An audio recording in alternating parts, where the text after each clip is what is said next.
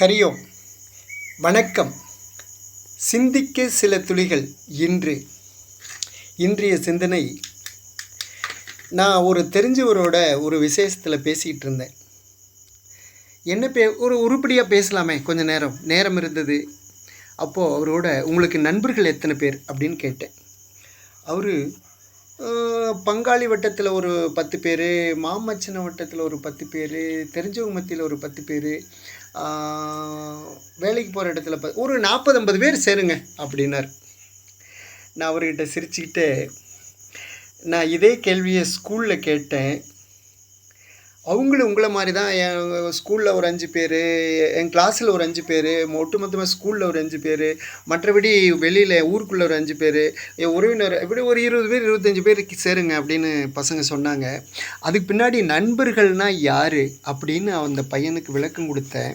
அவன் விளக்கம் கொடுத்ததுக்கு பின்னாடி அவன் சொன்னான், சார் எனக்கு ஒரே நண்பர் தான் அப்படின்னு. எனக்கு யாருப்பா அப்படின்னா, எங்கள் அப்பா தாங்க சார் எனக்கு சிறந்த நண்பர் அப்படின்னா. ஏப்பா இப்படி சொல்கிறேன் அப்படின்னு. இல்லை, நம்ம பள்ளியில் 12 வருஷம் படிக்கிறோம். அப்போது பல நண்பர்கள் பள்ளியில் இருக்கலாம். ஆனால் இந்த நண்பர்கள் கல்லூரி வருவாங்கன்னு சொல்ல முடியாது. கல்லூரியில் படிக்கிறோம் ஒரு 3 வருஷம் அல்ல 5 வருஷம். அந்த நண்பர்கள் நாம் அடுத்து செய்ய போகிற வேலை, அந்த ஆஃபீஸுக்கு அந்த வேலைக்கு அந்த நண்பர்கள் வருவாங்கன்னு சொல்ல முடியாது. நம்ம வேலை செய்கிற இடத்துக்கு அதே நண்பர்கள் வருவான்னு சொல்ல முடியாது. அப்போ பள்ளியில் வேறு நண்பர்கள், கல்லூரியில் வேறு நண்பர்கள், வேலை செய்கிற இடத்துல வேறு நண்பர்கள். அப்போ வாழ்க்கையில், வீட்டில், சொந்தம் பந்தம், நல்லது கெட்டதுக்கு சில பேர், இப்படியெல்லாம் நண்பர்கள் மாறிக்கொண்டே இருப்பார்கள். எல்லா இடத்துலையும் ஒரே நண்பர்கள் வர்றது, ஏதாவது அதிர்ஷ்டம் இருந்தாலும் 1-2 பேர் வரலாம். ஆனால் எல்லா வேலைக்கு வரலைனாலும் கூட அந்த நண்பர்கள் தொடர்பில் இருக்கிறது, நல்லது கெட்டதுக்கு வர்றது அப்படின்னு ஒரு சிலர் இருப்பார்கள். ஆனால் எல்லாரும் வருவார்னு சொல்ல முடியாது. ஆனாலும் கூட நான் ஒரு தப்பு செஞ்சால் அல்லது ஒரு நல்லதே செஞ்சால் அதை பள்ளி பருவத்தில் இருக்கும்போது நம்ம நண்பர்கள் காப்பாற்றுவாங்க. ஆனால் அதே நான் கல்லூரி படிக்கும்போது அந்த பள்ளி நண்பர்கள் அதை சாதாரணமாக வெளியிடுவாங்க. அதே போல் தான் கல்லூரியில் நடக்கும், அதே போல் தான் வேலைக்கு போகிற இடத்துலையும் நடக்கும். ஆனால் நம்மளுடைய அப்பா அப்படி அல்ல. நான் என்ன தப்பு செய்தாலும் எனக்கு நன்மை பயக்கக்கூடிய விஷயங்களை தான் வெளி சொல்லுவார். என்னை பற்றி விமர்சனமாக, என்னை பற்றி மற்றவங்க தப்பாக நினைக்கிற மாதிரி சொல்ல மாட்டார். நான் நல்லா இருக்கணும்னு என்னுடைய ஆசைப்படுறவங்க எங்கள் அப்பா அம்மாவாக தான் இருக்கும். வேறு யாரும் அப்படி இருப்பாங்களான்னு சந்தேகம். ஒரு சில நண்பர்கள் இருப்பார்கள். அது எனக்கு கிடைக்கலைங்க சார். ஆனால் என்ன எந்த கஷ்டப்பட்டாலும், நான் நல்லது செய்தாலும் கெட்டது செய்தாலும் நான் நல்லா இருக்கணும்னு நினைக்கிறது எங்கள் அப்பா அம்மா தான்.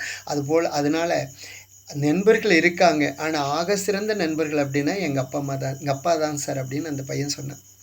அதை சொல்லிவிட்டு இவர்கிட்ட நான் சொன்னேன். இவருக்கு பேசிகிட்டு இருக்கும்போது நான் இன்னொரு உதாரணம் கூட சொன்னேன். கண்ணன் குசேலனுடைய உதாரணம். இதே உதாரணம் இன்னொன்று இருக்குது. கர்ணன் துரியோதனுடைய நட்பு, கண்ணன் குசேலனுடைய நட்பு, ரெண்டுமே ஆக சிறந்த நட்பு. ஆனால் இந்த 2 நட்புக்கு வித்தியாசம் இருக்குது. என்ன வித்தியாசம்? நான் ஒரு வித்தியாசத்தை மட்டும், ஒரு கதையை மட்டும் இன்றைக்கி சொல்கிறேனே. உதாரணத்துக்கு, நம்ம ஒரு கஷ்டப்படும் போது கேட்காம கொடுப்பது, அதுதான் நட்பினுடைய அடையாளம்.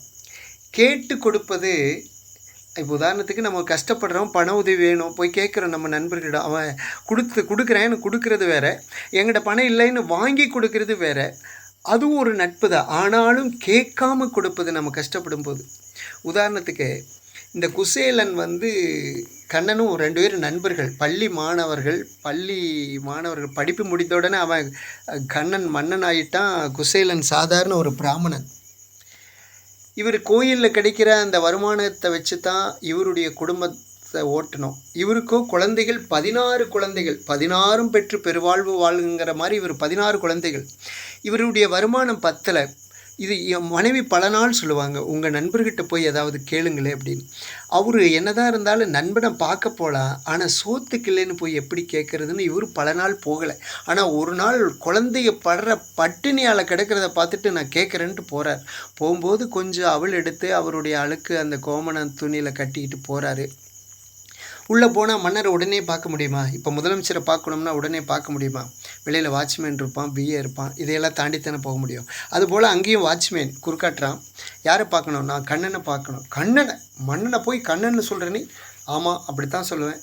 சரி, நான் அவர் பிரச்சனை இப்போலாம் பார்க்க முடியாது. அவர் ஒரு வேலையாக இருக்கார், நிறைய மந்திரிகளோடலாம் பேசிகிட்டு இருக்காரு. இப்போ முடியாது, போ அப்படி. அப்புறம் மதியம் வந்து பார்க்குறான், வெளியில் உட்காந்துருக்கான். இன்றைக்கெல்லாம் முடியாது, அவருடைய இது முடியல, அவர் வேலை, அவருடைய அலுவல் இன்றைக்கி முடியல, நாளைக்கு வா போ அப்படின்னு சொல்லிட்டு கேட்டை சாத்திட்டான். அடுத்த நாள் கேட்டை நீக்கி பார்க்குறான், அங்கேயே அதே இடத்துல உட்காந்து, அட பாவி, சோறு தண்ணி இல்லாமல் இங்கேயே உட்காந்துக்குன்னா உயிரை விட்டுட்டான், நமக்கு பிரச்சனை ஆகி போயிடும்னு சொல்லிட்டு மன்னங்கிட்ட சொல்லலான்னு போகிறான். மன்னன் மீண்டும் ஒரு ஆலோசனையில் உட்காந்துருக்கார். ஏதோ விஷயத்தை பற்றி பேசிகிட்டு இருக்காங்க. தலையை எட்டி பார்த்துட்டு திரும்புகிறார். ஓய் நில்லு, என்ன விஷயங்கிறார் கண்ணன். யாரோ குசேலன்னு உங்களை பார்க்க. குசேலனா வந்திருக்கானா? அப்படியே அந்த வேலையெல்லாம் விட்டுட்டு அப்படியே எந்திரிச்சு வந்துட்டார். எங்கே இருக்கான்? டே குசேலா அப்படின்னு வெளியில் வந்து அவனை கட்டி பிடிச்சி கைத்தாங்களா உள்ளே கூட்டிகிட்டு போய் உட்கார வச்சு, டேய் எனக்கு என்ன கொடுத்த சொல்லு, ஏதாவது கொண்டு வந்தியா? இதோ கொண்டு வந்திருக்கேன்னு அந்த அவளை அழுக்கு துணியில் இருக்கிற அவளை எடுத்து கொடுக்குறாரு. ஆனந்தமாக சாப்பிட்றார் கண்ணன், ஆனந்தமாக சாப்பிட்றார். அப்படி இவங்களுடைய பள்ளி விஷயங்களை எல்லாம் பேசிட்டு, பழைய கால அந்த வாழ்க்கையெல்லாம் பேசிட்டு அப்படியே ஒரு வாரம் ஓடுது. ஒரு வாரம் ஆன உடனே கண்ண, டே நீ வந்து ஒரு வாரம் ஆச்சு, உன் குழந்தைகள்லாம் உன்னை எதிர்பார்ப்பாங்க, நீ கிளம்பு கிளம்பு. இல்லை கண்ணா, நான் வந்தது அதெல்லாம் எனக்கு தெரியாது, நீ கிளம்பு. யாரங்கே தேரை பூட்டுங்கள் அப்படின்னு சொல்லி கையை பிடிச்சி இழுத்துக்கொண்டே தேரில் உட்கார வச்சு, நீ கிளம்பு, எனக்கு வேலை இருக்குதுன்னு சொல்லிவிட்டு வந்துட்டார். தேரோட்டி தேர் எடுத்துட்டான். ஐயையோ, நம்ம ஒன்றுமே கேட்கலாம், ஒன்றுமே கொடுக்கல, வீட்டில் போய் கேட்டால் என்ன செய்கிறதுன்னு தவிச்சுக்கிட்டு வந்து இறங்குறாரு. ஆனால் இங்கே வீடு வந்துருச்சு, இறங்குங்கன்ட்டு இறக்கி விட்டுட்டு அவன் பாட்டில் தேர் எடுத்துகிட்டு போயிட்டான்.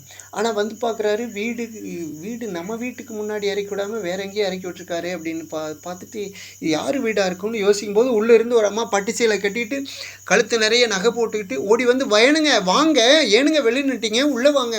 அம்மா நீங்கள் யார்? ஐயோ என்ன தெரியலைங்களா, நான் தாங்க உங்கள் மனைவிங்க, உங்கள் பொஞ்சாதீங்க. அம்மா இதெல்லாம் என்னது? இதெல்லாம் உங்கள் நண்பர் கொடுத்ததுங்க, கண்ணன் கொடுத்ததுங்க. இங்கே பாருங்கள் வீட்டை எப்படி மாற்றிருக்காருன்னு, இங்கே பாருங்கள் ஸ்டோர் ரூம் பாருங்கள், உணவுக்கு எத்தனை மூட்டை அடுக்கியிருக்காருன்னு பாருங்கள், இங்கே வீட்டில் பாத்திரங்களை பாருங்கள், குழந்தைங்க விளையாடுறது பாருங்கள், அதை பாருங்கள், இதை பாருங்கள். ஒரே இதெல்லாம் எப்போ நீங்கள் போன அடுத்த நாளே நீங்கள் கொண்டாந்து கொடுத்துட்டாங்க, இதெல்லாம் பண்ணிட்டாங்களே, ஆமாம் உங்களுக்கு தெரியாதா அது அப்படின்னு இந்த அம்மா கேட்குறாங்க. குசேலன் ஆனந்த கண்ணீர், ஆனந்தமாக அழுகிறான். இது ஏன்னா கேட்காமையே கொடுத்தான் கண்ணன், கேட்காமையே கொடுத்தார். அதுதான் நட்பு. கேட்காம கொடுக்கறது தான் நட்பு. நம்ம கேட்டு கொடுக்கறது வேற, அதுவும் நட்பு தான். ஆனால் கேட்காம கொடுக்கறது தான் ஆக சிறந்த நட்பு. நண்பனுடைய முகத்தை பார்த்தாலே, நண்பனுடைய தோற்றத்தை பார்த்தாலே அவனுடைய நிலைமை என்னென்னு தெரிஞ்சுக்கிட்டு கேட்காம உதவி செய்கிறதுக்கு பேர் தான் நட்பு. அப்படிப்பட்ட நண்பர்கள் நமக்கு எத்தனை பேர் இருப்பாங்க? நம்மளும் யோசிக்கலாம்.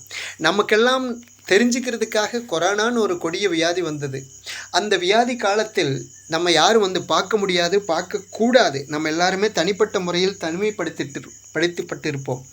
அந்த காலகட்டத்தில் கூட நண்பர்கள் ஃபோன் மூலமாகவோ அல்லது நேரடியாக வந்தோ, உங்களுக்கு என்ன வேணும், என்ன உதவி வேணும், என்ன உதவியாக இருந்தாலும் எந்த நேரம் இருந்தாலும் கூப்பிடுங்க, நாங்கள் ரெடியாக இருக்கோம் அப்படின்னு சொல்லியிருப்பாங்க உண்மையான நண்பர்கள்.